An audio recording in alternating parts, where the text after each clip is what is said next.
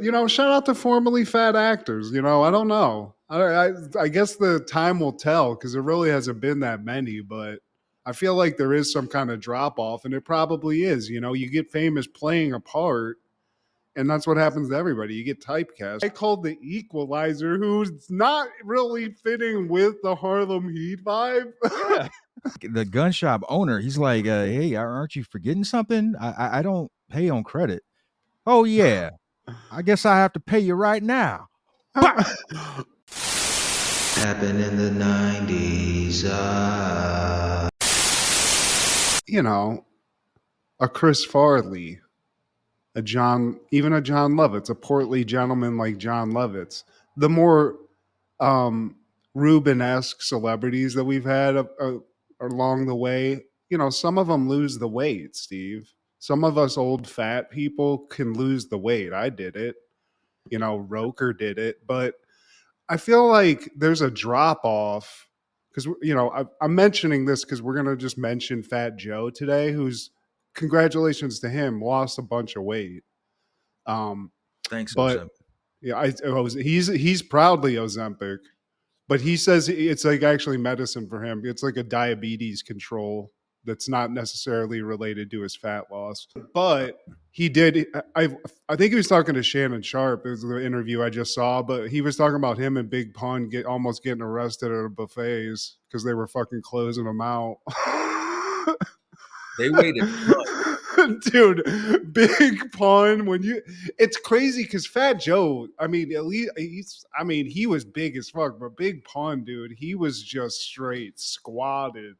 An IKEA meatball. Yeah. But yeah, when they lose the weight, Steve, this is what I'm saying. I don't know if it's like it's a bad thing or a good thing, but it seems like to me when somebody that's fat and famous loses the weight, it Yeah. falls apart. They just kind of drop off. And I'm not like criticizing at all. I love people that are formerly fat. But is there like a price that you pay whenever a fat celebrity is like, you know what, I can't do this anymore? Like they lose their mojo. Or Hollywood's like, hey man, you were the fat guy. Like, I don't know what to do with this. You're not a heartthrob. You're just kind of a, eh. It's supposed to be the fat comedic relief. Yeah. Like Kevin Smith, I think, is somebody, but he's kind of like more behind the scenes. He can create his own thing. So I don't know if it counts, but shout out to Kevin Smith because he's definitely he got rid of a lot. I'm trying Tracy to, yeah, but his was kind of like Beer I'll get it was yeah exactly. I wouldn't call him a fat comedian ever. Like as a fat person myself at one point, I would have given everything to look like Tracy Morgan at a certain point in my life, Steve. Wow. Yeah. That's saying a lot. Yeah, but I don't know. I mean, we need to look into it, but I don't know how many other than like Roke Dog. He definitely got Oprah. down. Oprah. But She again, was she's got her own like money sphere, she can create her own stuff. So I don't know. And that also helps her brand because she can be like, look, I'm this now too. I'm a guru of this now too. yeah. Follow me. Al Sharpton. I gotta say though, I liked Fat Al better than what we got now. The Al we got now, it's not as robust, Steve. It's alarming. It looks like any second now.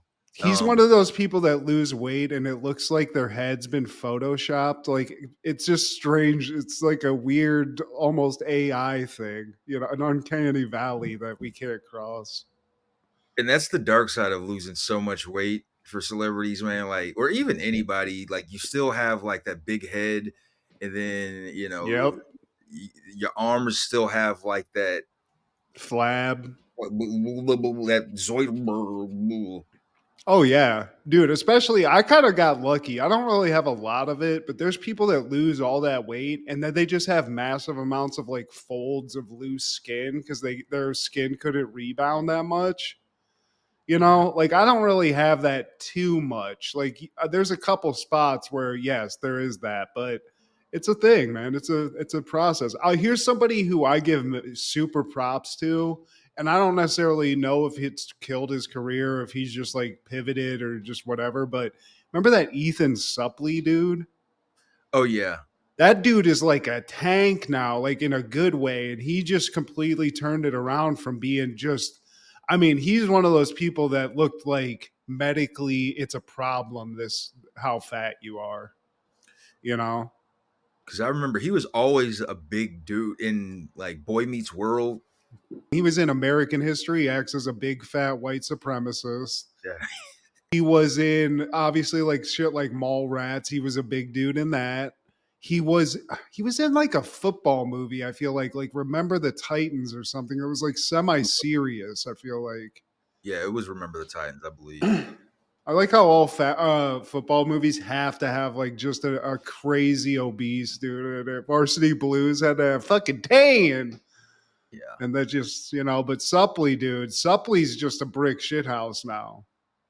Dude looks like a fucking WWE, like an old WWE wrestler now, not just some fat actor. It's crazy. It's awesome. But, shout out to formerly fat actors. I don't know. I guess the time will tell because there really hasn't been that many, but I feel like there is some kind of drop off, and it probably is. You get famous playing a part, and that's what happens to everybody. You get typecast. So if you're not the fat person anymore and that's where you were, it's like, well, we'll try to find a new niche for you. Can you get like a scar?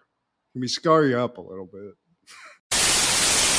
Hey, boys and girls, this is Steve G and Mad G with Happened in the 90s, a show where we talk about what happened in the 90s. So get out your Vanilla Ice and your Van Hammer posters because she's the one for me. She's all I really need. Oh, yeah, she's the one for me. She's all I ever need. Wanted.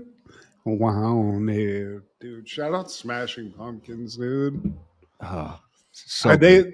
It's kind of like apropos that we're talking about them this week because the album we're talking about creeped into my workout playlist, and I gotta say, dude, I forgot. It's nice. It's a nice like time machine because I love that shit, dude. That double album, Oh, man, it's so Pink and good. Blue.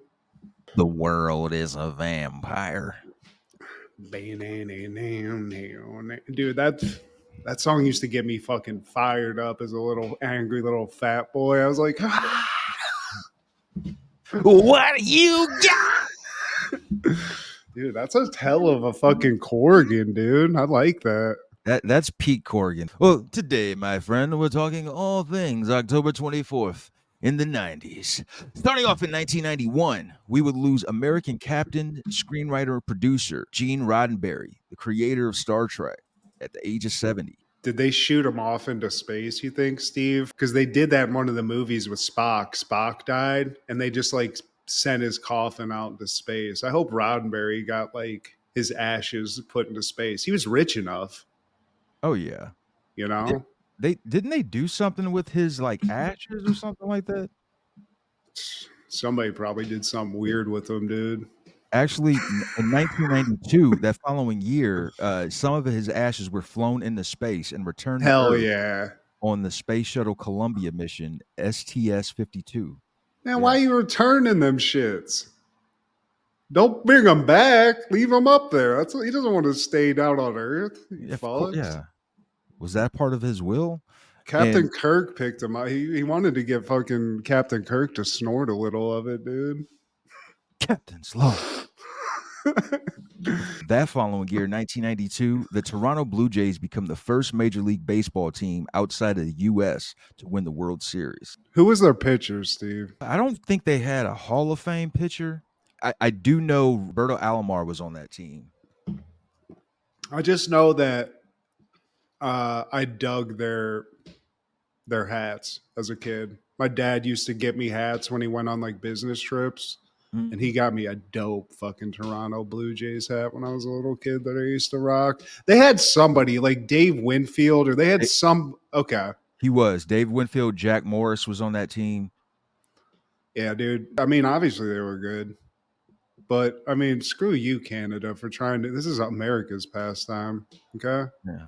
They So took that fuck away. off. Yeah. Well, we took all your teams because I don't think the Expos exist either. Montreal, yeah, they became the Nats, I think. Yeah, see, exactly. We took Canada, we took a Canadian team. We're like, fuck that. We're putting them smack dab in the fucking nation's capital as a FU to Canada. And Yeah. and Yeah. they fuck around and repeat it though. They came back in '93 and won. Joe Carter's famous grand slam. Or was it a grand slam or just a home run? I want to say it was a grand slam, but yeah, they beat the Phillies that following year, man. Hell yeah, dude. Blue Jays. They got it while they could get it. And also shout out to the Expos for also having just some like cool design for like a throwback. I like For seeing sure. that Expos hat every once in a while. And wish you could find that Blue Jays hat, man. That logo is crispy. I'm telling you, dude, all those boxes my parents gave you, that's swimming around here somewhere. I definitely didn't throw that out. In that following year, 1993, WCW is airing Halloween Havoc 93 from the Lakefront Arena in New Orleans, Louisiana, the historic New Orleans. Nowlands. Nolens. Ow. Yeah, and I mean we get to see Tony Schiavone's acting chops at the beginning of this. Very creepy. Yeah, very sus. And I mean, you said it's like one main kid's his kid, so I That's his son. thankfully that's cool. But the vibe of the actual promo didn't dig it. Didn't dig it at all.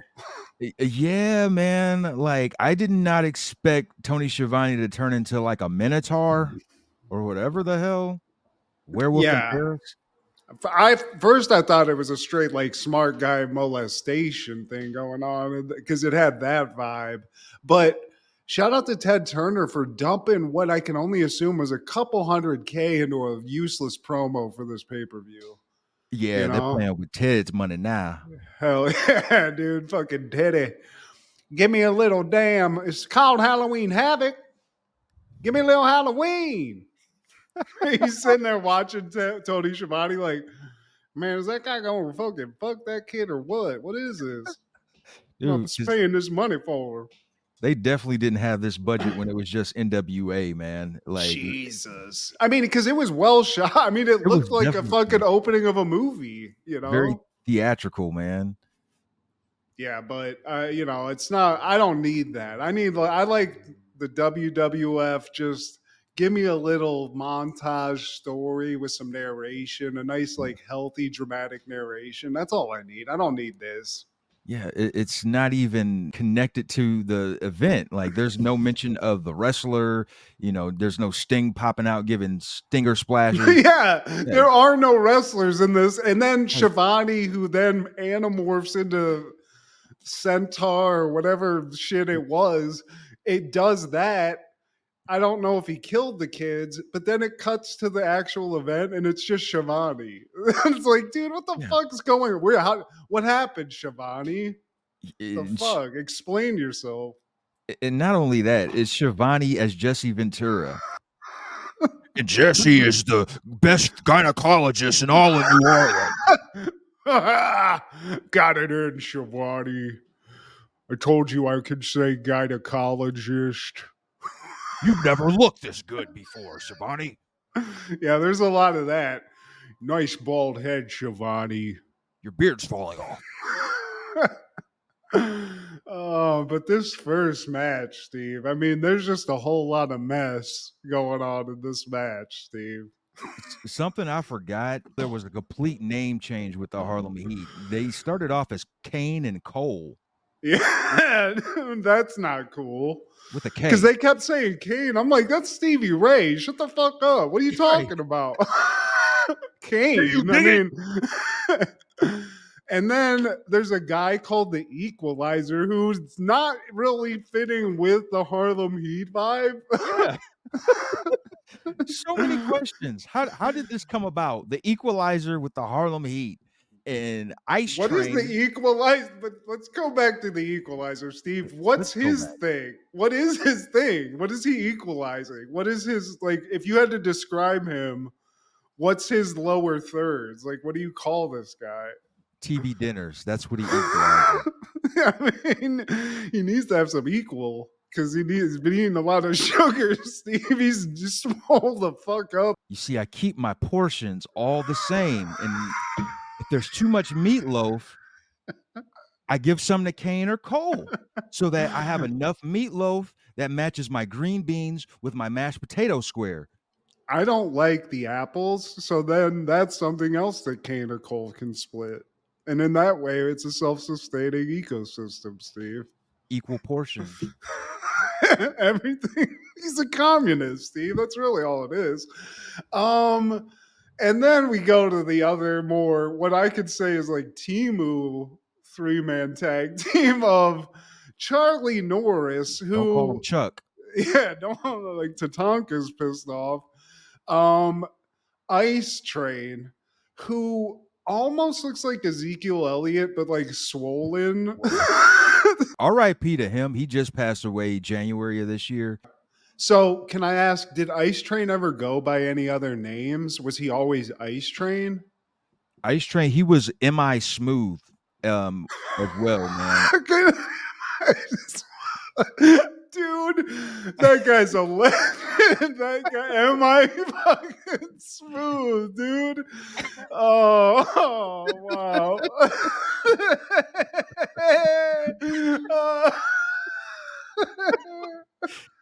M.I. Smooth, man. I don't know why that's so funny, but then, Steve, here's where it gets a little fucking slimy to me. We got Shockmaster, and I'm like, oh, okay.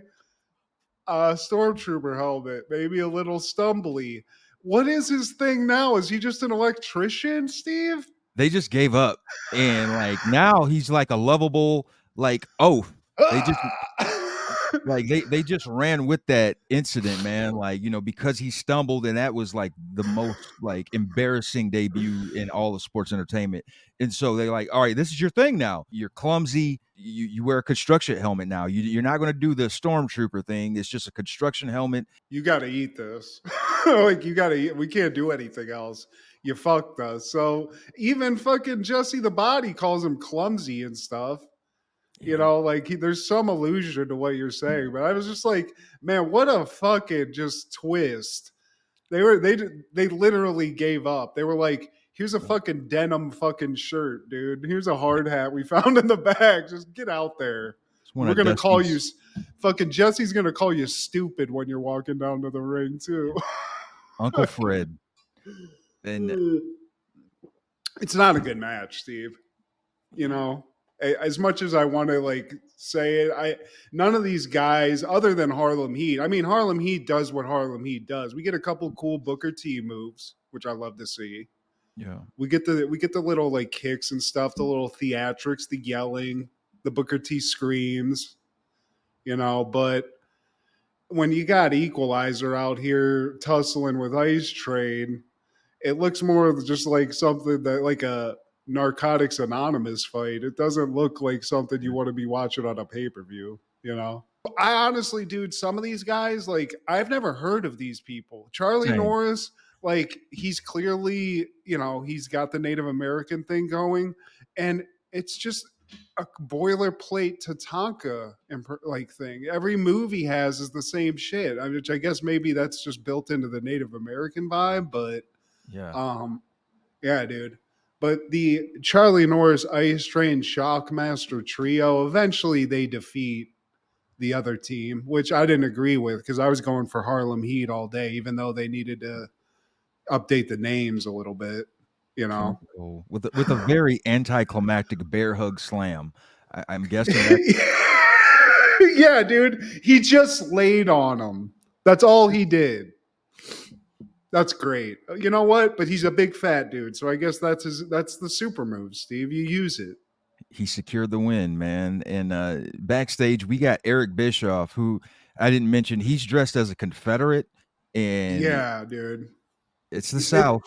Bischoff, come on, man. I know you want people to hate you, like that's the thing, but come on. Yeah, and he's talking to Terry Taylor. I guess he's going to be a special guest referee up for this Ric Rude match. And he's like, people are saying like, Terry, so why do you want to be a referee? Like, dude, nobody asked you anything. Yeah. No one Terry, cares about you. We know you're a fucking Nash Bridges fucking like cosplayer. He looks like fucking Kato Kalin. What's he Oh, doing? he totally does. I He's Kato. never. I thought it was Kato first. So I was like, damn, did Kato do this before the whole OJ shit? It's like a year, a year later, this shit gets bad. But yeah, dude, Terry. Hey Terry, Stonewall Jackson here. Everyone's asking about you. It's like no one gives a fuck. The one person who gives a fuck is the guy Terry's run or the lady Terry's trying to avoid paying child support to. Because he is Yeah, a sexy ref, Steve. Like, he's going from town to town, just ravaging women in a it's good always. way. Yeah, that's his only a thing, man. I am handsome, and that's it. I think I know why he's even in this mix anyway. He goes into the bar ahead of Bischoff.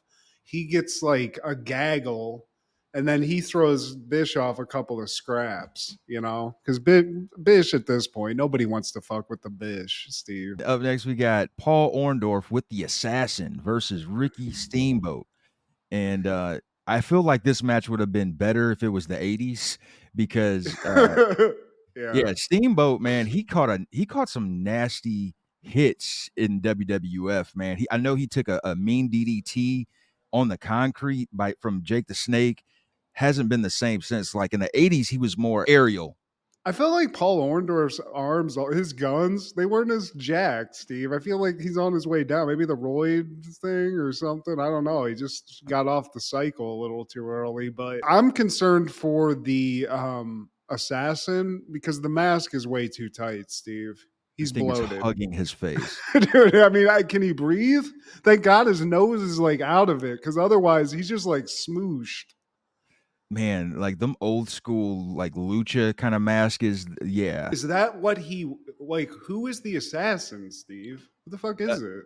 well, he wasn't a lucha guy. He was his name is Jody Hamilton, and he was just like an old school wrestler. He was just a big guy that had that mask on. And his heyday was like in the 70s, maybe early 80s. R.I.P. to him too. But Are any of the people in this match alive, Steve? Steamboat's still alive. He seems to All be all right. right. Does he still blow fire? You think? Those days are behind him, man. I dug the like entrance attire. He had like the dragon wing thing going on, which I dug. Obviously the fire breathing, which everybody dug. It was dope as shit. And I mean, I wouldn't do that at all. I feel like it's a crazy risk to take because I wonder if he ever took an L like pre-match, just like fucking that up. You know what I mean? Like, There's so many ways you could fuck that up too. I mean, Michael Jackson yourself. Like, if you just fuck it, people do that all the time. But you know what, dude? Steamboat. He still does a couple of high flying moves, but it's like very stiff. Yeah, it's very controlled. Doesn't Orndorff actually win? Yeah, he wins by count out because Ricky Steamboat couldn't get back into the ring quick enough. And this match was actually like 18 and a half minutes, man. It's one of the longer matches of this event. Yeah, I mean, they had these two old guys just in here, just gassed. And I think the assassin gets in the mix a little bit in some way. I forget what the shenanigans he pulls, but he definitely needed to get to the back and have somebody like untie that shit because he was restricting oxygen, Steve. Now I remember, yeah, the assassin, he snuck something inside of his mask. And while Steamboat was Oh. outside, he like headbutted him from behind. And that's what kept Steamboat outside Oh. longer. Right at the last second, he just couldn't get in, man. The But old funky headbutt trick. Nice.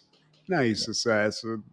But shout out to Steamboat. Like he was my favorite or one of my favorites in the 80s. Like when I first started watching, I was like, this dude is cool. He's getting off the top rope. He's doing all kind of crazy shit. Yeah. Plus he had the pageantry. Like nobody else does crazy shit like that. You know what Yeah. I'm saying? So as a kid, I was the same way. With Vince, everybody's got to have a thing. But that following match was Davey Boy Smith versus Lord Steven Regal with Sir William. I have a white slave. Dude, I hated Sir William Regal or Lord Stephen Regal, whatever he is at this Yeah. point. I don't know if he's been knighted yet, but seeing him as an adult, I dig it. I He's like the smarmy Englishman. I appreciate good villainry. You Yeah, know, dude. Hell yeah, dude. That's a good word for this guy. It's very classy sounding. Good villainry. and this is the Battle of Britain, man. You know, the Yeah, British dude. Bulldog against Lord Stephen, and I couldn't believe they got Michael Buffer for this shit. Like, keep him on ice until we get to the Ricks or even the Sting match. Dude, he doesn't even Buff, I don't think, does the last announcement for the last match. So, like, the last thing in this whole thing, he's doing this. You're doing this, But yeah. I mean, this is early '90s Buff, dude. He hadn't completely, puffed up that bank account yet, though. Yeah.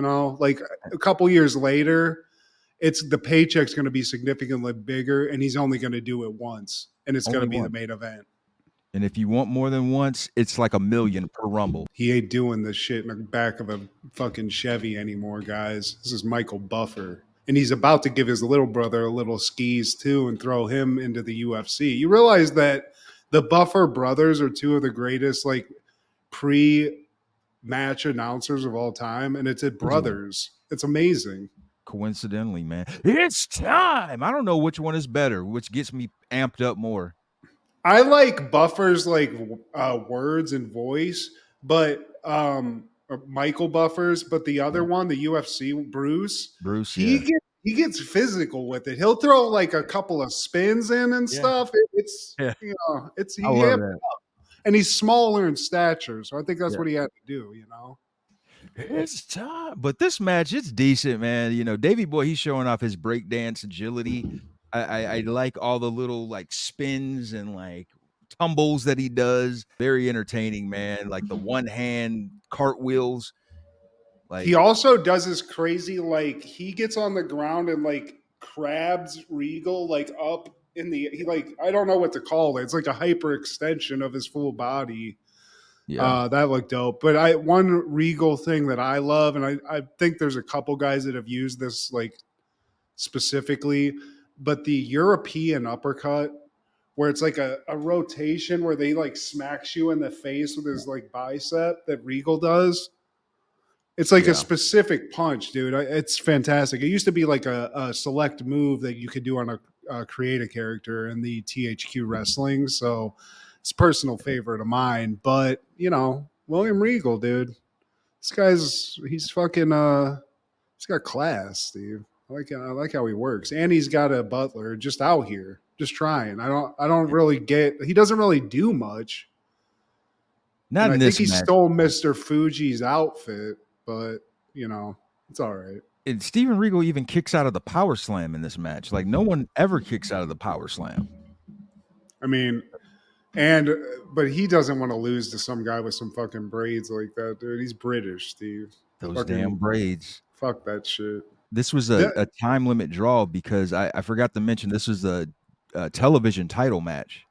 yeah, and 15 minutes, nobody wins. So I guess Regal gets to keep the strap, Steve. Yeah.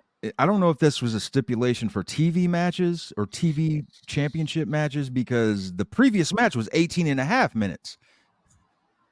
Yeah, I don't know. There was a couple of these where they did have like time limits though, because they mention it, but I They don't do. know. But they Like had a lot of funky ass fucking rules in this shit where it's like, but we're dumb, okay? I'm a little dumbass kid watching this. Just wrestle. I don't need all this. I you're don't need making this. me think. I Yeah. don't need the Wheel of Fortune shit added into it. There's a couple of those like that, man. We got Eric Bischoff with Vader and Harley Race, and it's time to spin the wheel, make that deal. Vader's just Vadering in front of the wheel. He doesn't care, Steve. It's fucking Vader, dude. And Harley Race with that damn poodle mullet. I mean, dude, that guy, I guarantee you, though, would throw like an old man ass whooping on somebody just unexpected. Oh, Like, man, make fun of him and then just be knocked the fuck out because he looks mean, dude. He looks very mean. I'll be honest. he's one of them old school dudes that, like, even though he's not like yoked up like Hogan or Warrior, like he's still got hands of granite. He's Fucking got like rings out his mouth. farmer body where it's just like his hands are literally like twice your size, twice your hand size, and they're just hard as fuck from whatever the fuck he's been doing. In his case, whooping ass for a solid 20 years. And now he's continually wrestling as an old man. He still gets in the mix a little bit, Steve. Come here, Cactus Jack.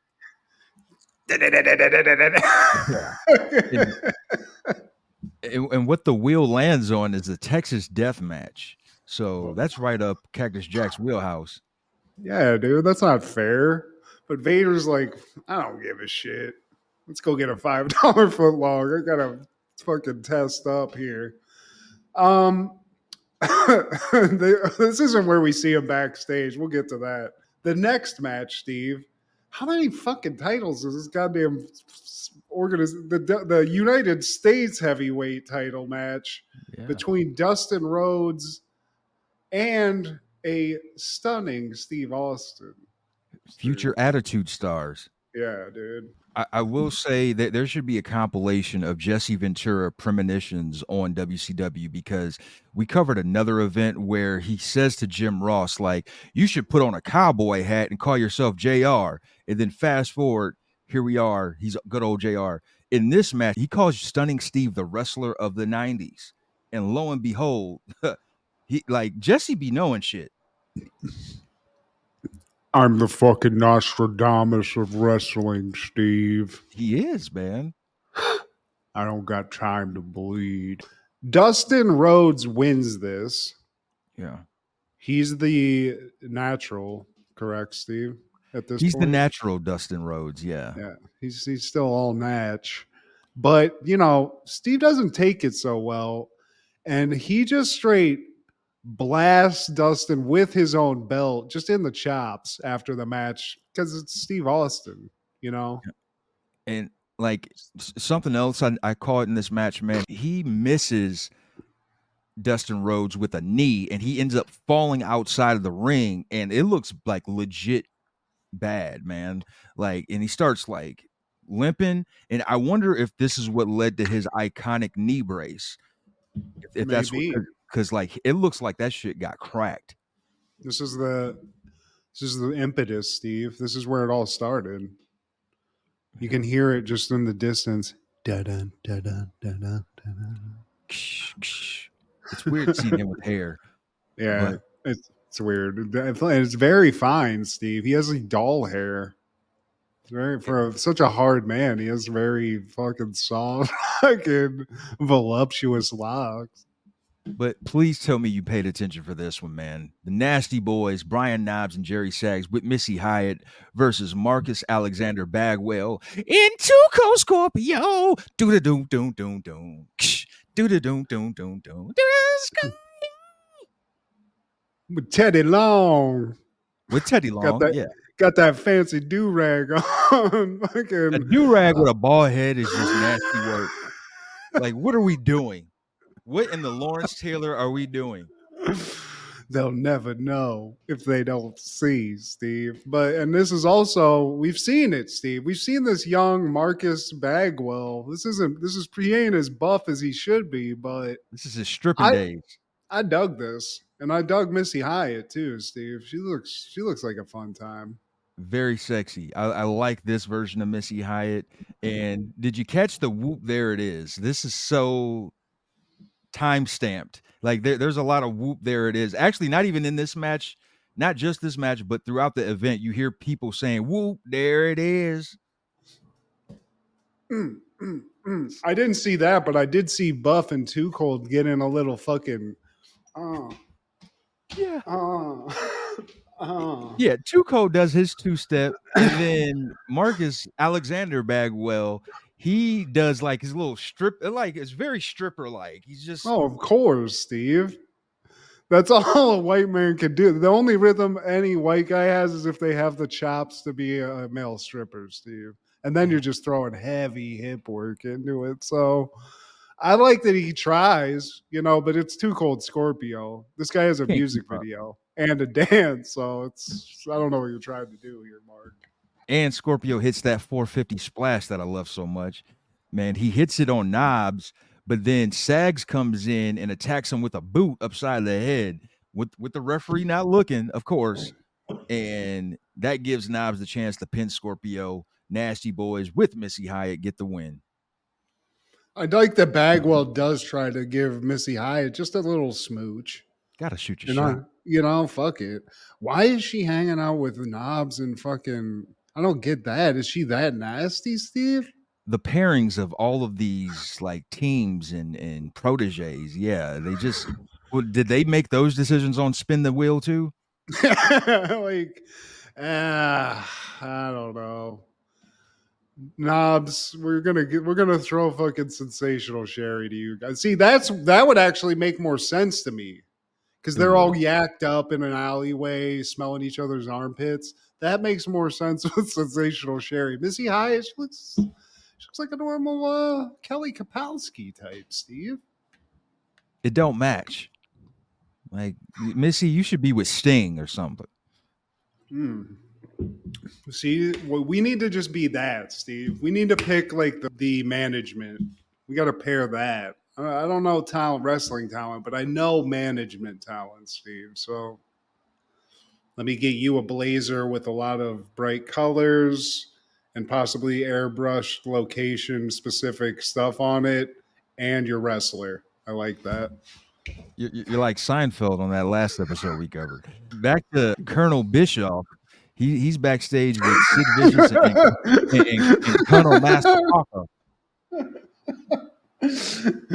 Where we go to buy some more people, yo. I mean, it looks a whole lot of racist in that room when they're doing this interview, Steve. I don't like that vibe at all.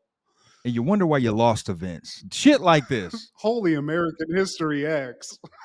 Yeah. I'm Sid Vicious and I'm the ruler of the world. I create the weather, not the Jews. Hey, Sid, what the fuck, man? Chill out. Yeah, dude. I mean, Colonel Parker, though. God damn. I mean, I know it's the early 90s, but come on, man. We don't need Big Daddy from Django Unchained out here. I mean, you're literally a slave owner. That's literally your job. And fried chicken from time to time. But like I they have these strong ties to the South. They were so loyal to the South, especially this era, because I think there was another event around this time where they were in like Gulfport, Mississippi. Like, who the fuck has a pay per view in Mississippi? Ugh. It's just muggy there. You know, you don't want to be there. Nobody wants to be there. Least of all, fucking the wrestlers. So, God forbid. But, you know, I like to see a hero, a true lad, Steve, a true fucking legend, Sting, in the cocky surfer Sting that we all know and love. Yeah, man. Pre-depression, pre-crow, intensity. This is just a guy who he gives no fucks. Steve, he's going to go catch a tasty wave, paint his face up, throw a couple of woos in, a la Ric Flair. Who did it better? I mean, it's up for debate. And he just doesn't. I like Steve. You know what I also like about Sting, Steve? He's one of these guys that just the crowd just fucking charges him up. You can't beat him when the crowd's with Surfer Sting because he just gets that fucking. He'll just take a shot to the face and just it won't even phase his ass. And he has a very loyal fan in the front row that will not allow Sting to lose. Like, he is a replica, a mini Sting. He even has a vein popping out of the side of his head, I think. When he saw his idol, Sting! But he does have a nice button-down shirt, though, because he came from work. Man, that kid is going to lose. He blew his lid and his load. And, oh, yeah, at the same time, dude. He almost passed out. They had to get medical attention there, but he's all right.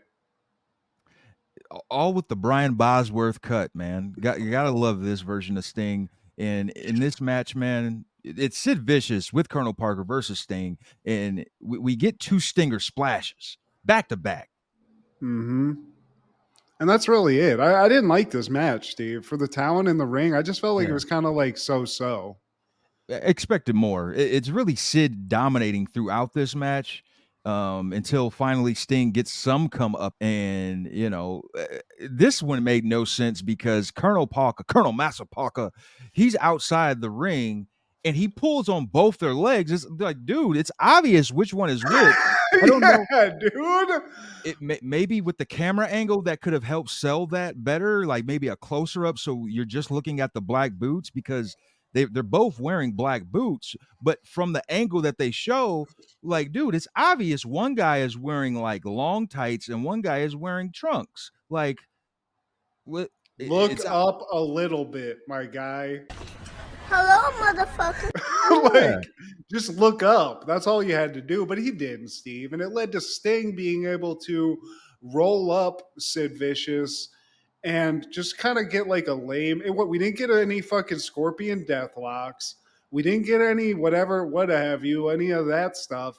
It was just a really lame just pin where Sting's like sitting on Sid Vicious's ass and Sid's like, It's a schoolboy roll up. Yeah. yeah, I didn't like it. And then Sid's in his feelings because he looks at Colonel Parker like, hey, dude, what the fuck? Exactly what you said. Colonel Parker's like, oh my God, I'm so sorry. I'm so sorry. I do And declare. Sid he just leaves, just downtrodden, Steve. He's the ruler of the world. And now we come back to Vader, and this time he's sparring with his boy Harley Race. Just Dude, that's scary though. Like, I'm not saying this guy is whooping anyone. Like, I mean, he's not doing any real boxing. But if you just walked into a room and saw that, I'd be like, I'm out of here, guys. I'm out. yeah, because Vader's a big dude. I mean, Harley Race, he was no punk either. You're just seeing these two like lumberjack built. Yeah. And Vader's just saying his name over and over again, hitting Harley Race's hands. I'd be like, you know what, guys? I don't know if this is like Special Olympic shit or what's going on here, but I got to get the fuck out of here. I don't like that at all.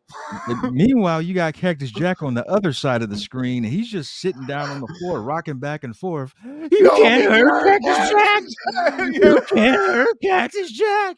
You damn right. You sure can't, man. He is just. Has it always just been that he's like a mentally unhinged person? Because that's mankind, Steve, what I'm seeing there. You know what I'm saying? Was it just he had all these personalities still and that was his thing? I think Mankind's he's got more of a backstory. Yeah. Yeah. I mean, dude, I want to see Mick Foley in a Rob Zombie movie. That's all I'm saying. I need Mick Foley in like playing some kind of unhinged character in a horror movie. I think it would work. I will say, like, this is my favorite version. I love, like, Mankind was cool, but Cactus Jack, I always loved better. Bang, bang! Yeah, dude. Hell yeah. That. And I mean, I know, man, everybody had it, but dude, seeing Cactus Jack, first of all, the hair he has in here is perfect for what he's doing because when he takes a shot and that shit flips around, it makes it look like a crazy shot. But that little like double underhook DDT thing he does, whatever that's called, I love that move. Same here, man. It looks tough. It looks harsh. Yeah, like you're just driving their head into the ground. Mm-hmm. Mm-hmm. The next match is the two Ricks, Ric Flair with Fifi versus Rick Rude, the ravishing one. Woo! I didn't know who to root for in this, honestly, Steve. I mean, it was Rick Rude, inevitably. But yeah. Rick's looking a little bloated also. Looks like he had a couple of Pepsis last night. A couple of pops. In the face? Yeah. It's like an extra layer of skin on his face. But he's looking Jack City, Steve. And the trunks, as always. I mean, he went next level on these because he's got just a plethora of funny shit. He's got Ric Flair with the fucking shiner on the front. I love that. And Fifi on the other side. And Fifi, she would eventually be like his fifth wife. And they just divorced. So, like, Space Mountain is back open, ladies. Cut the music. Fucking... I just love Rick Rude, dude. I got nothing bad to say about the guy. Fifi, I got nothing bad to say about because she's very fine. She's smoking. And I love the message on Rick Rude's ass. Pause. He's got a jack o' lantern on the ass, but the message below, trick or treat, you're dead meat. I mean, come on, I didn't catch. dude. Come on. That's hilarious. Hell yeah. But I this was a pretty decent match. One thing I will say about Rick Rude that I kind of every time we watch him, I'm always like, it seems like, dude, he's very good at like faking back injuries. It seems like when you're watching this, I'm like, did this motherfucker like hurt his back? Because he's very like in He's always agony all doing the that. time. Yeah. I mean, he's shredded, Steve. He's got no body fat to absorb any of this. He's just got straight dick appeal. That's all it is. I think quite possibly the greatest physique in the history of this game we call wrestling, man. I mean, there's people that like Lex Luger and stuff that have just been like. But I'm just saying, like, this guy looks like somebody who he's this. Like, and I've seen people talk about this guy and said like this guy was like a freak in terms of strength. Like, it didn't make sense. So I mean, I agree just because of the way he used it. He just literally came out and was like, "Look, ladies, I'm sexy. Let me whoop some ass." And he'll whoop your Thank ass you. too. Like Yeah, that's something I heard in all like a lot of shoot interviews. yeah. Whenever his name is mentioned, like the dude, like he was not to be fucked with. And it helps that his best friend was Kurt Hennig, who were legit like badasses. Like they were like real wrestlers, and they went to high school together in Minnesota, man. So like they came up Damn. together. Yeah, That's scary if you went to high school with them because they were bullying the fuck out of people. But and taking dude, hoes. you get to fucking hang out with Kurt Hennig and Rick Rude in one night. God damn, that would have been fun. That's the time machine trip I want to take, Steve. Just where you're in Toledo, Ohio, and Rick Rude and Kurt Hennig are just hanging out at a fucking Denny's, and we're just like, hey, let's fucking blast some coke and just go on like a crazy adventure with two insane people. Because what I've heard is Rick Rude would literally go to places with the intent to whoop somebody's ass some nights. He was like that type of dude. So you know what? I support it because it's Rick fucking Rude, dude. Man, one of the goats, dude. Fucking hell yeah. And this match, this was the longest match of the event. It was almost 20 minutes, I believe, man. Terry Taylor, he really serves no purpose being there because, like I said, no one cares about Terry Taylor. And at some point, Flair, he uses a foreign object on Rude. And Terry Taylor, he doesn't see this. So he gives him a 3 count. And then, like, actually, no, he doesn't give him a 3 count. Like, right before the third, he gets pulled out of the ring by another ref. And The I guy think, who looks like Luigi. yeah. Yeah, that guy. I forget his name, but yeah, and even Jesse the Body's like, what is Terry's fucking reason to be here? Shivani. This is bullshit. Where are the documents? Randy Anderson, that's his name. Luigi Mario. Yes, I get it.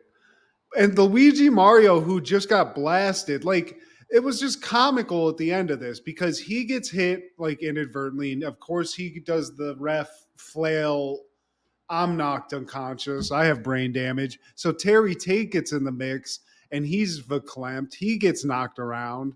And then at some point, Luigi comes back in, stops the 3 count, which is bullshit. I mean, I like Rick Rude, but Ric Flair won, Steve. I gotta give the man his credit. But it gets stopped. And to be honest with you, Steve, if I'm being super honest, Rick Rude's the one who was hiding whatever the knucks were in his junk for 30 minutes. I mean, he So, brought the weapon to the party. I mean, I like, where the fuck was that? Because he was wrestling for a significant amount of time before he went deep into the tights to get the fucking knucks, Steve. Where were And those things resting? That's kind of unsanitary, Rick. yeah, I don't think we want to know. And Cut the music. Ric Flair gets disqualified. Yeah, but he takes the belt. But then Rick Rude's like, "Oh, okay, that's funny. I'm going to take the woman."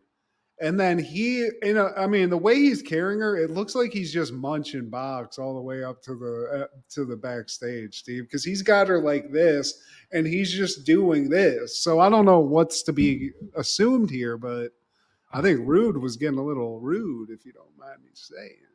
Oh, Rick gone Rick. The next Hell match yeah. makes absolutely no sense, but I love both the performers. It's a Texas death match, no DQ. Falls don't count. There's a 30-second rest between the falls. Action anywhere in the building, and the match doesn't end until the opponent doesn't get off his feet in 10 seconds. Get on his feet in 10 seconds. Yeah, so if you pin him, it's not a win. You get up, you wait 30 seconds to let them rest, and then they get an extra 10 seconds. And in that 10 seconds, if they don't get up, it's over then. Yeah. It didn't make any sense, which I was gonna say, whatever. It's just two fucking badasses just beating the shit out of each other. I mean, within 5 seconds, somebody gets opened up in this leak, and this is just a Yeah. bloodbath. It's bad, man. Vader is gushing.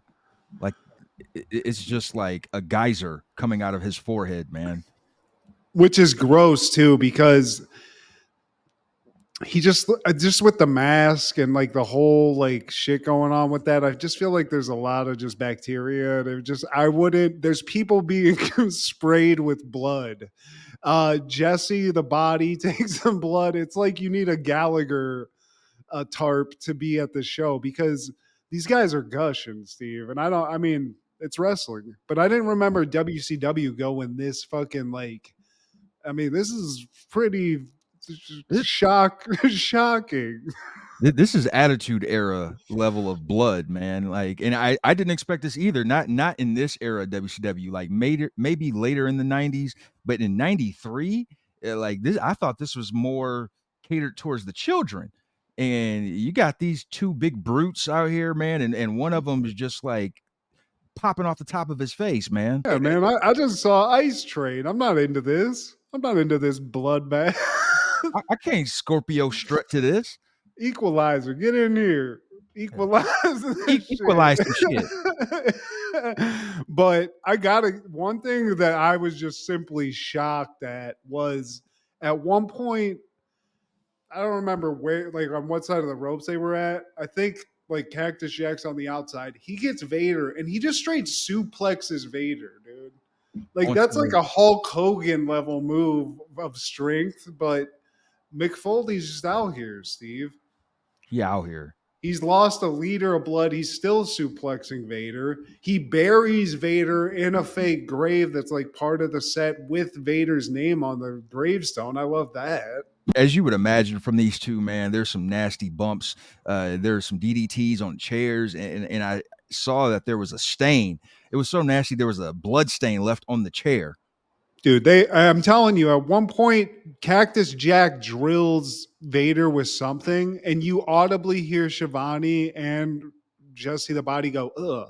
And they got hit with like blood spray. Which was dope. I mean, it was cool to see this. That's the saving grace of this, because the match itself is dumb as it's stupid. The rules are dumb as shit, but everything else about it just elongates the punishment that they're like giving each other, and they're giving a lot. Like Vader at one point, top rope backflip. That's insane to see a fucking whatever he is, 500 pounds or whatever. It's insane, dude. Close to it. How like. I know wrestling is real, because what is there to do to alleviate whatever the punishment is that the guy on the bottom of that's receiving? You can't like backflip off of a rope as a 500-pound dude and like soften yourself from like landing on that dude. Even you know if what I mean? Try, you're gonna feel like something, because You're gravity going to get fucked up if a 500-pound guy is terminal velocitying himself into you. I mean, they're not on a fucking bed mattress. The Vader bombs, and then there are a couple pinfalls. Vader, he gets some pins. Cactus Jack gets some pins, and then while they're outside, I think after Cactus Jack takes a mean DDT, as he's trying to get up, Harley Race comes from behind and just gives him that stun gun. It's super loud. And also, I know that I guess there's no rules, but it's like people are like, "What's that sound?" It's like, well, maybe it's the big ass taser in this lunatic's fucking hands, dude. Because he's not like hiding it; he's like holding it up, like fucking The Harley race, dude.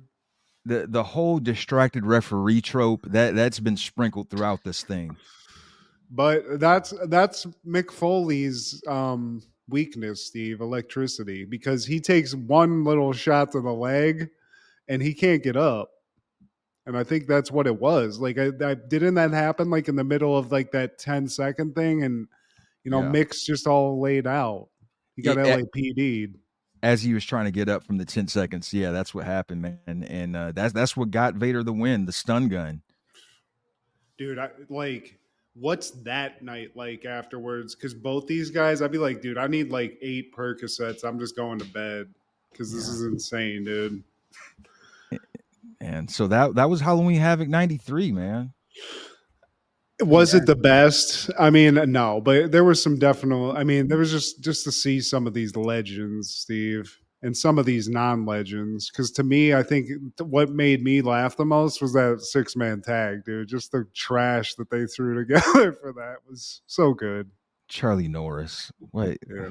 they could have done better, man. They didn't even try. He didn't even work out, Steve. That's what my thing with Charlie Norris. It was like respect that for you being out here and wrestling and like you're a pretty big dude, but you gotta like you're up here with Ice Train, dude. Look at that guy. You got like fucking 20-year-old fucking chud tits. You want to know what Charlie Norris's real name is? What is it? Charles Norris. Like, y'all didn't try.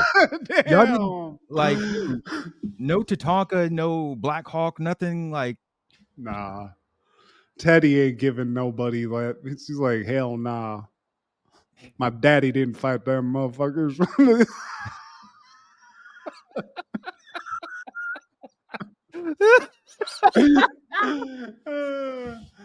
Oh, shout out Ted Turner, dude. He was giving it a shot. You're going up against WWF. You got to throw a shitload of shit at the wall and see what sticks. So, you know what? We got some winners here. He's a mass and talent.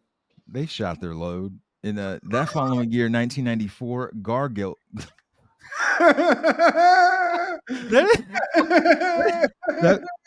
that following year, Gargoyles debuts on TV and Gargoyles. Man, it would last 3 seasons, 78 episodes, and this still holds up. Like, some of those Disney shows, when Disney Plus came about, man, like, I didn't feel it held up. Maybe it was like, in a time capsule, but Gargoyles, I feel is timeless, man. And I think this is one of Keith David's first voice acting roles. Ledge. And that's probably one reason why it's so good, because you had talent like that doing the voices, but you're like I was half in and half out on Gargoyles as a kid. Yeah. But as an adult, I can you just appreciate shit in a different way. The character design that they had for these things was fantastic. And that's another reason. I mean, it's at Disney, so you got that going for you, but I forgot it was Keith David. I mean, that's amazing. That makes me want to go back and watch that shit even more. And Sally Richardson, like, also one of the finest women in Hollywood history, man. She was another one of the voices. Ed Asner was one of the voices. And of course, Frank Welker. Like, anything relevant that was a cartoon in the 90s, Frank Welker was attached to it. Bill Fagerbakke from Coach, the future Patrick the Starfish, he was in it. Oh, whoa.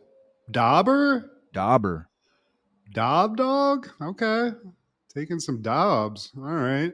And to speak on how like it's still sticking around, I went to Target yesterday. They're selling toys of this cartoon still. Maybe they're for like nostalgic adults, but I saw and I was like, damn, this is actually like a legit ass fucking like awesome toy. If I was a kid, I would fucking be thrilled. For sure, man. But somebody who probably didn't watch this in 1994, you want to know who, man? Who died, Steve? Who is it? Probably Puerto Rican American actor and singer Raul Julia, age 54, Manhasset, New York. I hated that. This was heartbreaking, Steve. To a lot of people, he's the best Gomez. I'm partial between him and John Aston, the OG Gomez. But the '90s Adams Family, damn, it just hit different. They do what they want to do, say what they want to say, live how they want to live, play how they want to play, dance how they want to dance. Something else. The Adams Family. Oh, yeah. Hit. I mean, he's and Bison too. Steve, let us And not Bison, forget. yeah. Uh, Yeah, Raul Julia, and it happened suddenly. Like we were getting like as youngsters getting introduced to this guy. He was awesome as Gomez Adams. He was in a couple other movies that I can't place my finger on, but some other like pretty decent movies that I saw later in life. But yeah, dude, I forget what took him. I think he just mentioned it. It Stomach stinks. cancer. Yeah, so that sucked. But we got some good stuff, Steve. Got a couple of decent Adams Family movies, both pretty decent, I gotta say. And you know, quality wise, I don't know what you say, but we got him in Street Fighter. We got him as a classic video game character, which I love. And RIP to that legend. And that following year, 1995, the Smashing Pumpkins released Melancholy and the Infinite Sadness, and the world would never be the same again. Yeah, dude. Like I said, this has gotten into my rotation for working out. Zero, dude. That shit is hard. Shit goes hard. Emptiness is loneliness, and loneliness is cleanliness, and cleanliness is godliness, and godliness empty, just like me. And dude, I'm telling you, that bullet with what is it called? Bullet with butterfly wings? Is that what it was? I believe so. Yeah. 1970s, whatever. There's just some bangers on this, and it's a double album, Steve. Tonight.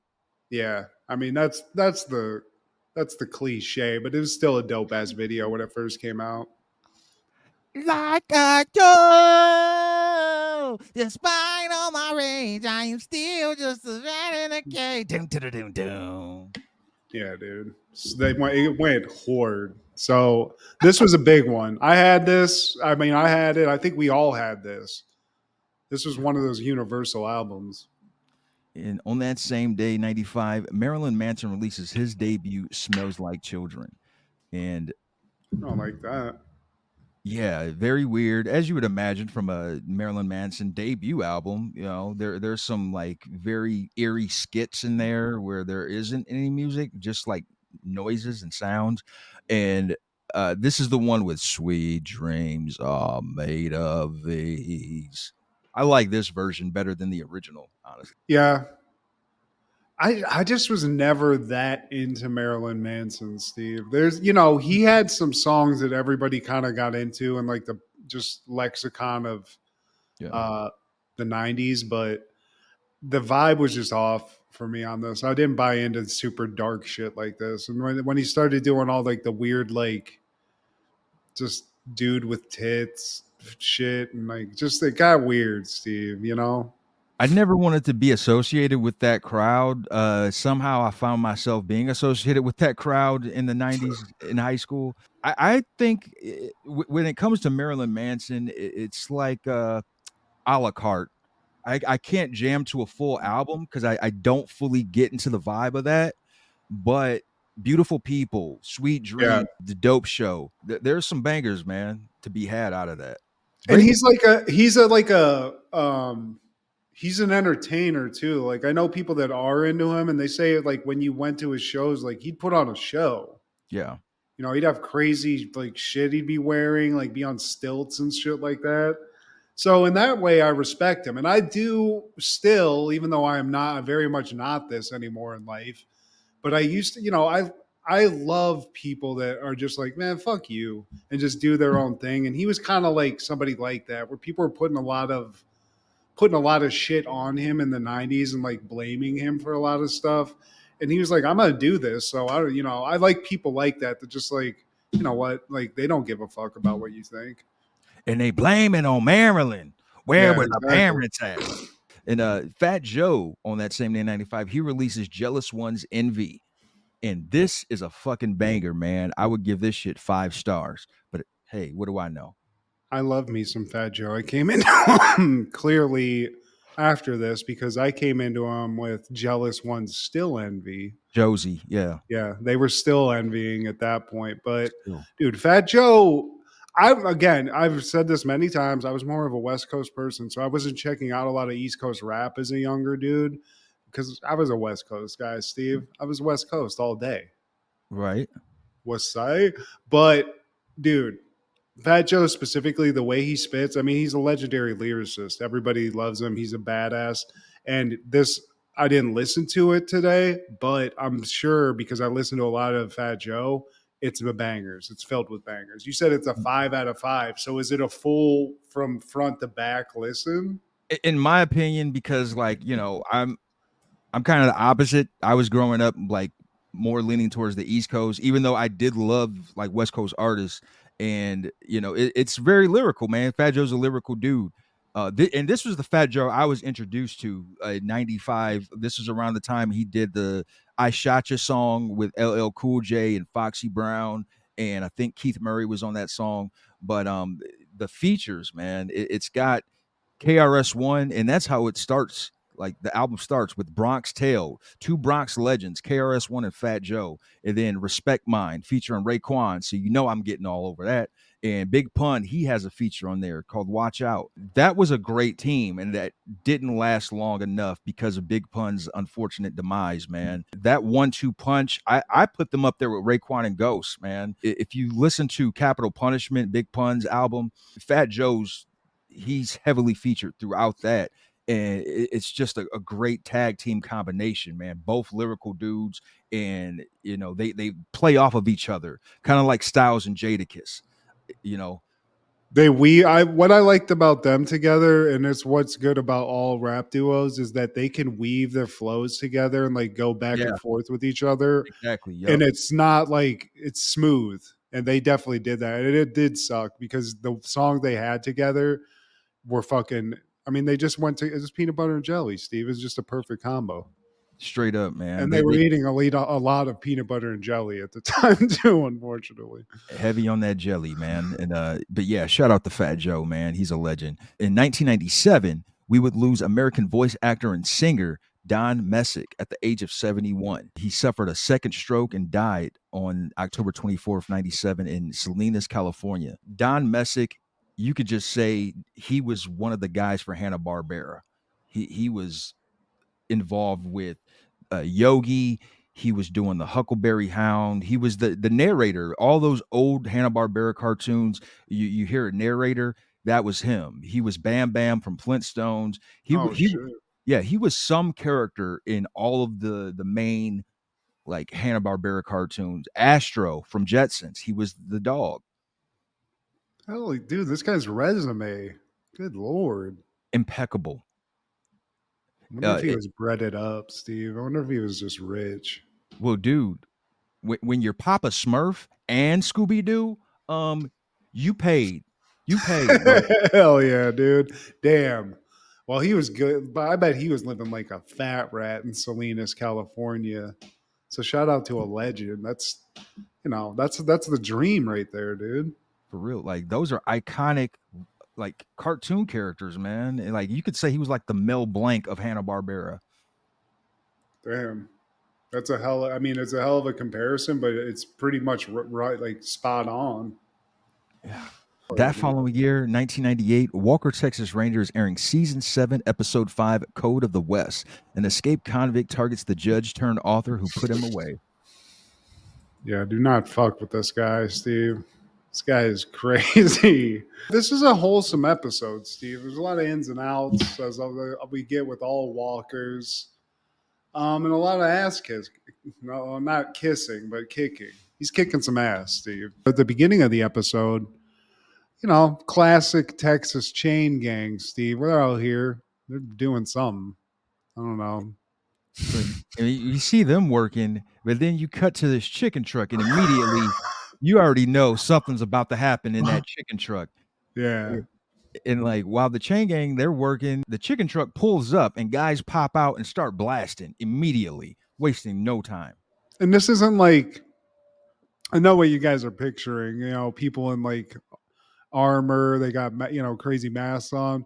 No, It's just a bunch of hillbillies in a truck that looks like a chicken, just blasting cops, Steve. Just indiscriminately. They're just out here. Some prisoners too. Like whoever's in the way, they're getting it. Yeah, dude. And then one of the prisoners runs into the chicken truck, Dirk, and they start going away. This is how cold blooded this fucking dude is, Steve. They're going away. Fat dude that looks like Dennis Blunden, fucking the kid guy from Nickelodeon, whatever his name is, Dan Schneider. Yes.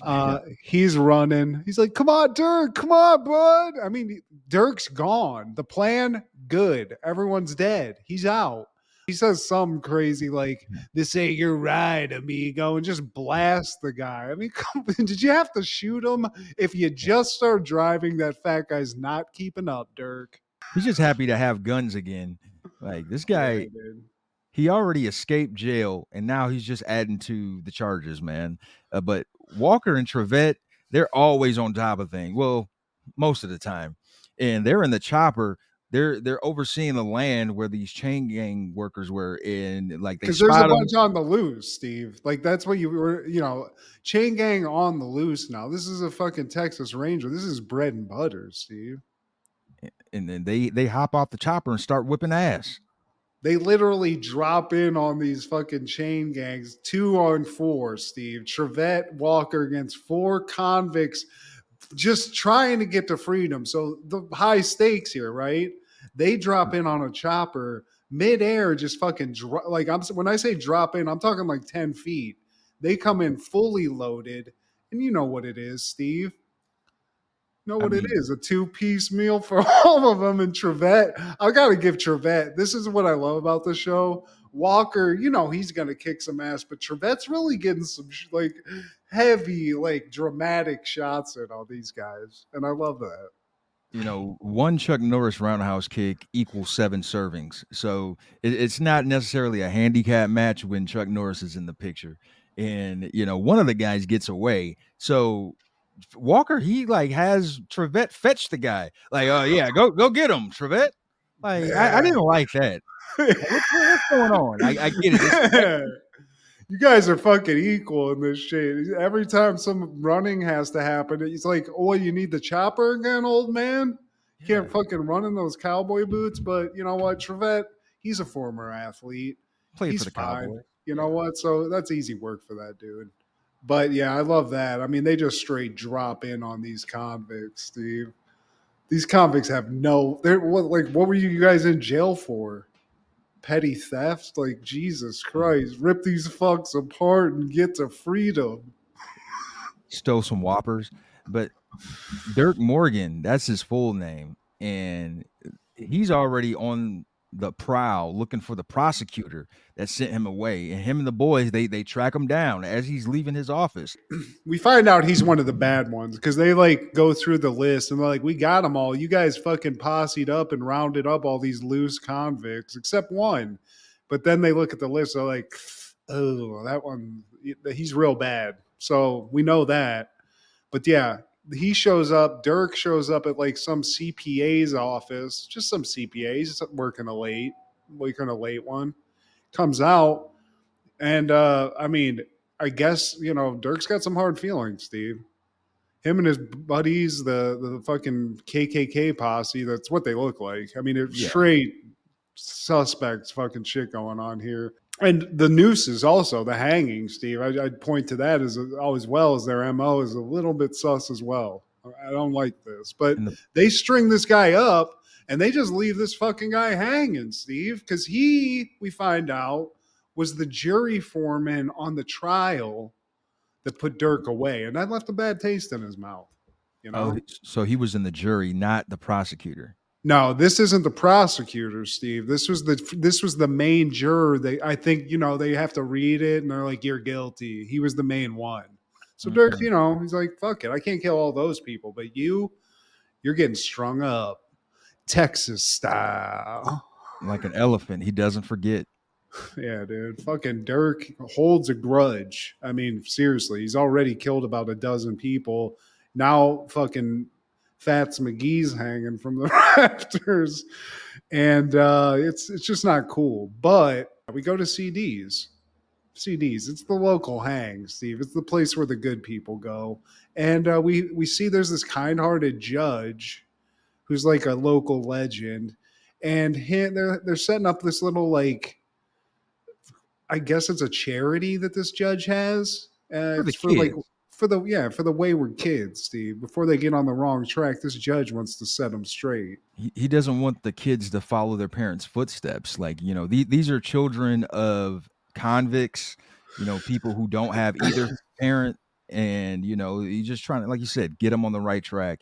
And while that's going on, Alex Cahill, by the way, she's interviewing Judge Arthur McSpadden. That's his name. And Dirk, he sees this with his clan, his crew, spelled with a K. Yeah. And, it catches his attention because one of the girls shown in this little vignette is his daughter. Yeah, hell yeah. But he sees the judge too, and he's like, Yeah. oh, wait. And I love also Dirk. You know what he's doing? He's not having a fucking bag of chips, relaxing. He's making another news, Steve. I mean, take a day off, bud. He's practicing. Jesus, Got, I gotta guess. gotta get those reps Wait, in. so wait, do I put this one over? Like, God damn it, Dirk. It's the third time I had to teach you this shit. There's one guy that's all about this lifestyle. Also, the guy with the stash, Steve, and the fucking the Brady Bunch hair. Yeah, dude. There's one dude that's in on this fully. We got enough guns to fight an army. But now Dirks knows he sees this fucking judge, and this guy is not completely dumb, so he's kind of on the scent, Steve. Dogs on the scent. That's the judge that put me away, and he's gonna die real soon. Nice line, bro. Real creative writing. But Walker and Trevette show up to CDs, and they're it's post interview. We got these kids in a bar. I guess that's pretty cool. And fucking CD, Alex are there. They're hanging out with the judge, and Walker sees just this fucking Debbie Downer of a chick just sitting by herself crunching peanuts, just like a psychopath.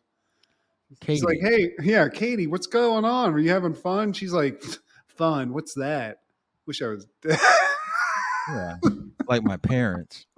And her parents, we find out they died in a car crash. Yeah, so she's with granddad. She's just, she's having a tough time, Steve. And her granddad is the judge. He's the judge. And the guy's wholesome as shit, Steve. I mean, he's just a fucking nice old man, so I don't get it. He's probably got plenty of cool snacks. He's definitely got the fucking horses on deck, so you can go fucking riding if you're into that, chuck wagon style. But, Walker, Trevette, they help out Katie. They pat her on the back. And, I think Alex is like kind of explains everything, and the judge is like, "Yeah, I just don't know what's going on. Like, I'm just trying to connect." Just trying to connect, man. And we cut back to Dirk's crew. They're at the gun shop now, and they're looking at all Yeah. these guns, and they're just getting prepared for this war with the cops. And like the gun shop owner, he's like, "Hey, aren't you forgetting something? I don't pay on credit." Oh yeah, I guess I have to pay you right now. But I just like how, like, okay, dude, you're an unscrupulous gun store owner that's willing to sell to a bunch of guys who are openly telling you, like, yeah, I'm going to go kill this judge. Yeah. You're not ready with a toolie yourself to just get the money. He's just was like, hey, buddy, give me some money. Like, you got to have a gun up at least. Like, dude, what are you thinking? Yeah, You deserve what you got, unscrupulous gun store owner. Yeah, because the one guy, Aqua Teen Hunger Force face, he's got like a whole bunch of ammo in his hand with guns, and you're just cool with it. Like you didn't like nothing. Yeah, you stood out guys right can there. look, like, tell me what you want, but let me get a couple bucks before I start bringing these shits off the rack. They're like, yeah, I like this Uzi, boss. And he's like, yeah, that one too. It's like a fucking KB toy run in this goddamn Texas fucking gun store. I hate it, Steve. Is this what happens in Texas? You live there. Is this what it's like? Yep. No fucking, there ain't no fucking background checks, Dirk. Hey, what are you using these things for? Hunting? Nah, killing a judge. Cool. And they're just so candid about it. Yeah, this reminds me of the one I shot that cop with. Yeah, man. Remember when we shot all those cops? Well, like, this guy doesn't give a fuck, but he takes one to the fucking dome. They get away with a bunch of free guns, and then we cut to CD's house. What I assume is CD's house because they're getting like a little chuck wagon ready, Steve. It's an old fashioned chuck wagon, chuck fucking whatever. They're going out. They're taking these kids out on a fucking bushwhacked level camping experience. I think it's the judge's house because when Katie comes outside, the judge says that, "Oh, Okay. like you got hair in your face. You know, why don't you go back in and braid it up? Oh, you love me better if I have pigtails." And then that just leaves the judge just like distraught. Oh, I And just CD can't is just like, stay. hell, man, all you can do is love them. Just keep loving them. CD's a fucking mensch, Steve. He sounds like Stone Cold Steve Austin if you close your eyes, though. Not hardly. Do you know what I realized CD is, though? What's up? He's the owner of the Miami Dolphins and Ace Ventura. I don't give a goddamn if you fillet him or fast food him. Just give me the goddamn fish. Is it the same guy? It's him, dude. It's CD, bro. Wow. Yeah, hell yeah. But CD's he's got a famous chili, right? And they're fucking getting that shit ready. And he's got this whole box of shit that the judge is having to fucking they're both old men. I'd be like, hey, grab a fucking side here, CD. But they're loading it up. They're getting ready to take these kids on a horse-backed camping trip. This sounds like a nightmare. Going out in the wilderness to camp and having to ride horses. I mean, come on, guys. This is the 90s. Let's fucking give me a fucking caravan and a tent. Yeah, I'm not getting on a horse. Do I look like Link? And Yeah, fuck that. And meanwhile, Trevette and Walker, they're trying to find any information they have on Dirk Morgan. And they find out that his cellmate was a guy named Rodney Stanton. And they find out where his girlfriend lives, and he's staying in Oakland. So they go to the house, they pay Rodney a visit, and again, the guy gets away, he runs through the back of the house, and Walker sicks Trevette on him, like, hey, go get him. Wow, he hangs out with the criminal's just hot, hot girlfriend who's also down as fuck, like, baby, there's cops.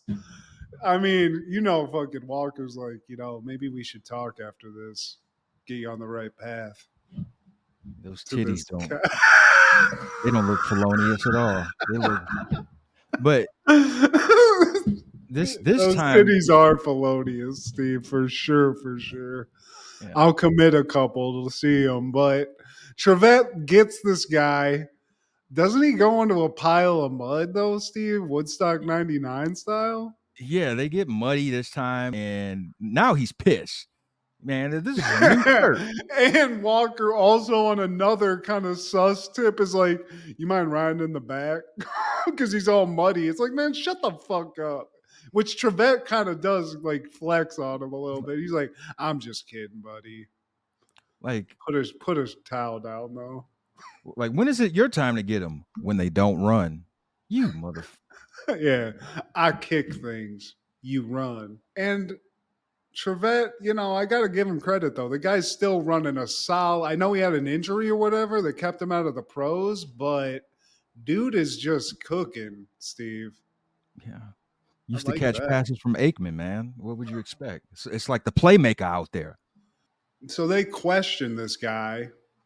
Like, where the fuck is he, man? You know everything, it. And the guy's like, look, man, he came to me and asked me if could help him escape. And I said, no.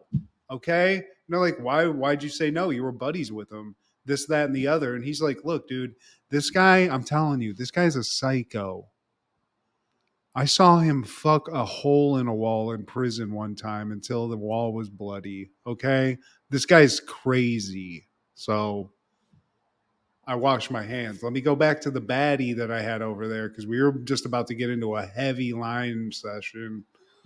A couple of tootskis off the butt cheek. Yeah. Again.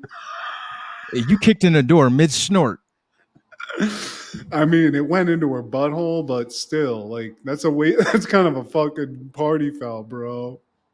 And so now there's another hanging. And at this time, I think it is the prosecuting attorney.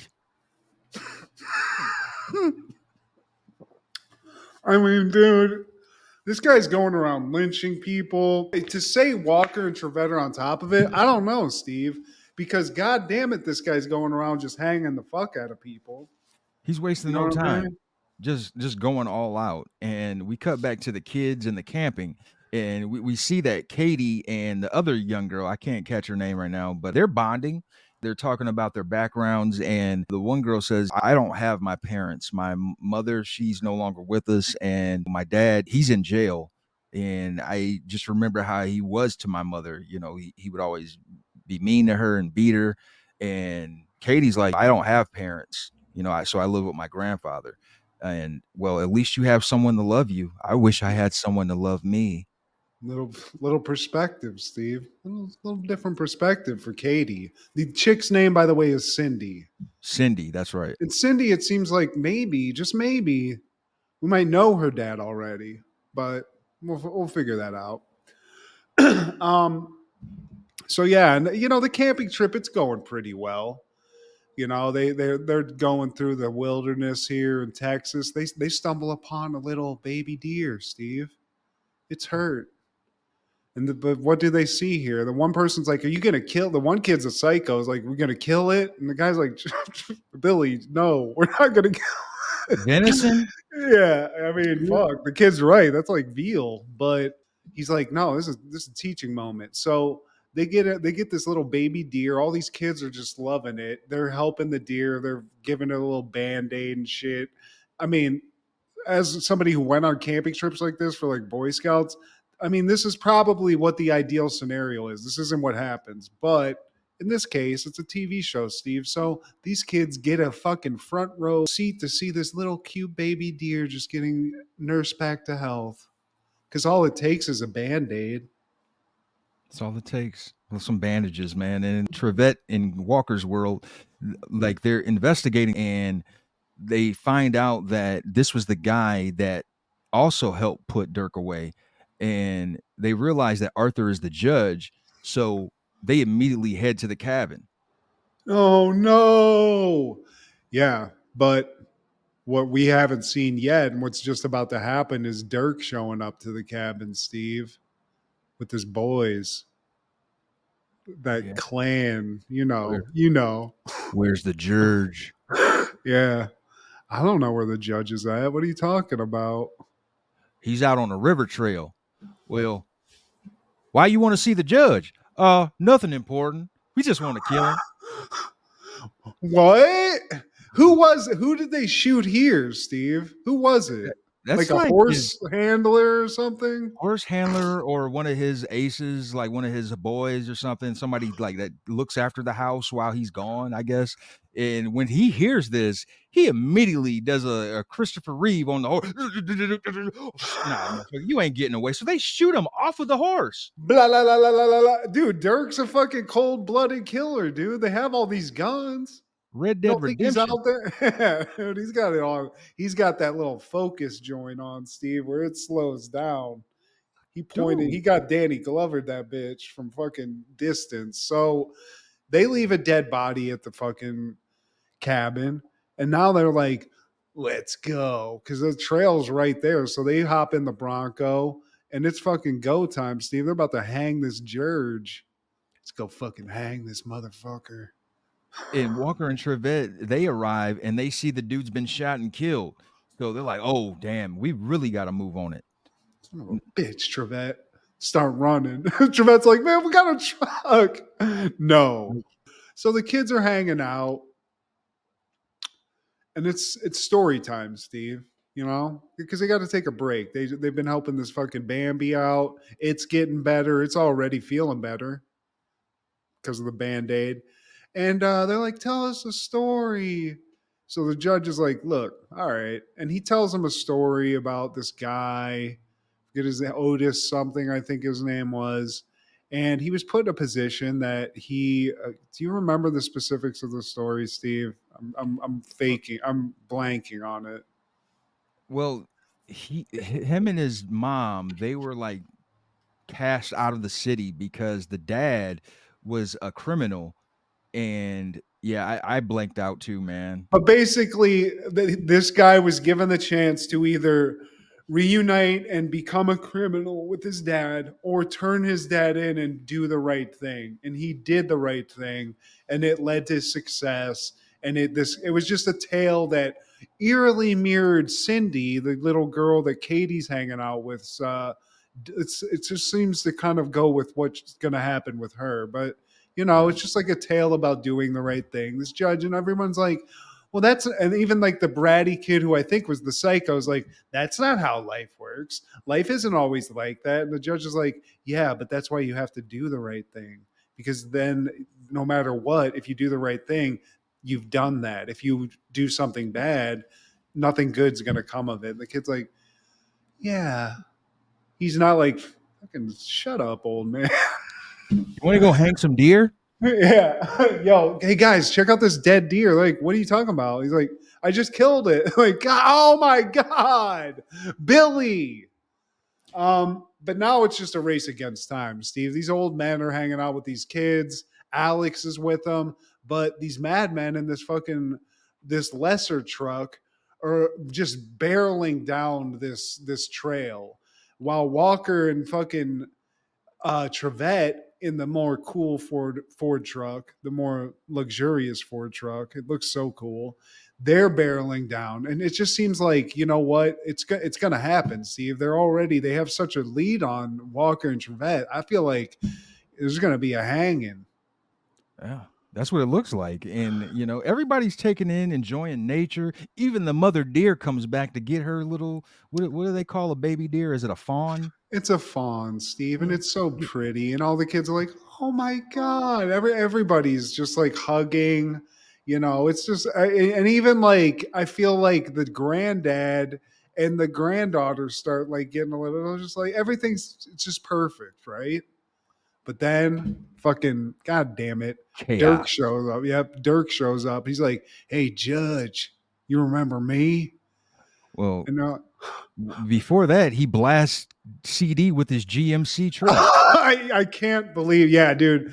CD takes the L of all time. This old man, I mean, tries to sprint away in the old man fashion, and he doesn't just get hit and like goes to the ground. It's a full just drilling, rolling over the truck and getting hit on the ground. I mean, I was like, damn, CD's dead. This is season 7. Maybe they just killed this old man. Yeah, we've covered episodes where he's been shot. Now he's getting hit by a fucking big GMC. God, dude, but he takes it, dude. He's there, but now Dirk's like, "Look, Judge, you know who I am," and the judge is like, "Yeah, fuck yeah, I remember you. You're that guy that fucked all those beavers in the wilderness or whatever." And Dirk's like, "You're gonna get hung." And basically, he's like, "I don't give a fuck about any of these kids. Fuck I don't these give a people. fuck about that bitch or that old man that I just killed. We gonna hang your ass." And they start stringing this old man up, Steve. I mean, they got the shit around his neck. And Katie, she tries to interject. She just throws the little girl down. And Yeet. then even Cindy, she's like, Dad, you can't. He doesn't even care that his daughter is there. Like, he doesn't even like, No, I mean that's what the judge says. He's like, "You're gonna kill me in front of your own daughter." He's like, "Yeah, it's gonna be good for her. Teach her a lesson." It's like, whoa, you're he's just like, like your "You mom. are a psycho." Weak. Yeah, dude. So he gets to fucking hanging, Steve, and they start stringing his ass up. I mean, he's getting big boss man, Steve. It's that level, But you right at know. the last second, Walker and Trevette come in and save the day. Roundhouse kicks, 2-piece, no biscuit. No biscuits, Steve. No sauce. Just a couple of 2 pieces each. Couple of kicks to the chops. Fucking Dirk gets extra spicy mix though. He gets extra crispy. He Get gets that at least. Cajun. He takes like 3 roundhouses, Steve. But what kills me is that, like, The one guy was like, "Man, we got enough guns to fight an army." You didn't even use them when you needed to use them. The cops are Because here. this Texas, Steve, when it gets down to it, you got to just use them things when people start throwing blows. You know, there's honor among these cowboys. But you're right. It's like, hey, fucking Chris Christopherson, fucking goddamn it, use one of the 8 guns you're holding. That you stole. Like y'all did all of that illegal activity for nothing. He's just holding it. He's like, damn, you could just fucking put him in a bag or something. He's holding the piles of it. He's like, oh. What do I do, boy? Another one of those like undermining voice. Whoa, boss. Yeah. What do I do, boss? Dirk. Hey, Dirk. What do I do, man? But they get pieced the fuck up, Steve, and it's not hang time for anybody. They make it. They piece everybody up. They get everybody arrested. They save the day. You And know? Cindy, she just stands there ashamed of her old man. And she even apologizes to the judge for her dad's actions. And the judge is understanding. It was like, of course, I can't hold you accountable to that. That's your dad. He's always been a screw up. So Yeah. you're good, Cindy. And by the way, I know you don't have any parents at this point. You want to come stay with me and Katie, even though we just met? I could At pull a some strings. luxurious ranch. You know, 2 weeks later, she's having panic attacks, ripping up the carpet. And like, this chick is a feral. I don't wonder. Yeah. This is a problem. But yeah, dude, the judge, he's a mensch. He Danny Glover's this chick like Angels in the Outfield and adopts her. And fuck it. I'm a judge. You know, and that's another thing I don't like because he's like, you know what? Fuck all the paperwork. I'm a judge. You're my granddaughter now. Yeah. You like that? You like that? I can just make a kid mine just like that. It's that easy, Cindy. We'll see how this goes because this could go a different way too. We'll see. I just made you disappear. That's how human trafficking starts. And back at CDs, they're discussing how the book got picked up by a Hollywood producer, the judge's book. And they were like, whoa, so like we're going to be a part of that story, right? And they're just trying to figure out like who's going to play who. Like Trevette, he mentions that Helen Hutt is going to play Alex. And CD says, like, I think Paul Newman can play me. And he's like, you know what? I think Denzel Washington will play me. Yeah. And then Chuck was like, well, who should play me? Chuck Norris. It's like, oh, that's not fair. You're Helen Hunt. You're supposed to be Paul Newman and you're Denzel. They all won Academy Awards. Well, what has Chuck Norris ever won? 6 karate championships. Huh, that'll do. I love meta. Weak. Hell yeah, dude. Trevette though, Denzel is Trevette. Hell yeah. Hell yeah, dude. CD. Who plays CDs, Steve? Not Paul Newman. No, hell no. Who's it got? But who's it gotta be though? I'm trying to think. Hell yeah. Wilford. Hell yeah. Hell yeah. But you know what's Katie's cool. Cindy's fucking she's got a family now. So 2 young fucking wayward teens, they're chilling with the Judge on the fucking ranch. And you know, Walker and Texas Ranger, he's gonna go on to just keep making Trevette run around for him, you know. Go get me some groceries, Trevette. And all is well in Dallas, man. They save another day. Hell yeah. But any callbacks, come shots, or takeaways? Dude, I just got to give a shout out to Trevette for just hitting some tasty rights. Because I was just noticing that. Like, I think I've noticed that, like, as a pattern in the Walker show where he's the guy who puts the exclamation point on the fight. You know, he'll usually, like, Walker will just, like, dust up a guy with a couple of roundhouse, but he throws in, like, a 5-piece that ends with just, like, a wicked right cross or something, you know. And it's, you know, I got to shout out the guy. He's rest in peace, right? Trevette's dead. He passed away last year. Damn. Well, rest in peace to a legend. And what's the guy's name? I'm sorry, I suck. His name was Clarence Gilliard. Clarence Gilliard, dude. I mean, this was the role he was meant to play, Steve. He killed it. And what's messed up, man, dude was jacked. He was in good shape. It's kind of like self-defeating when you look at somebody like that. It's like, damn, he passed away at that age. Like, why even work out? Like, same thing with Sid Vicious. Like, dude, like you are like the epitome of like you're what like most guys would want to look like, and you end up getting like fuck cancer. That's all I'm really trying to get to, man. Like it's so indiscriminate.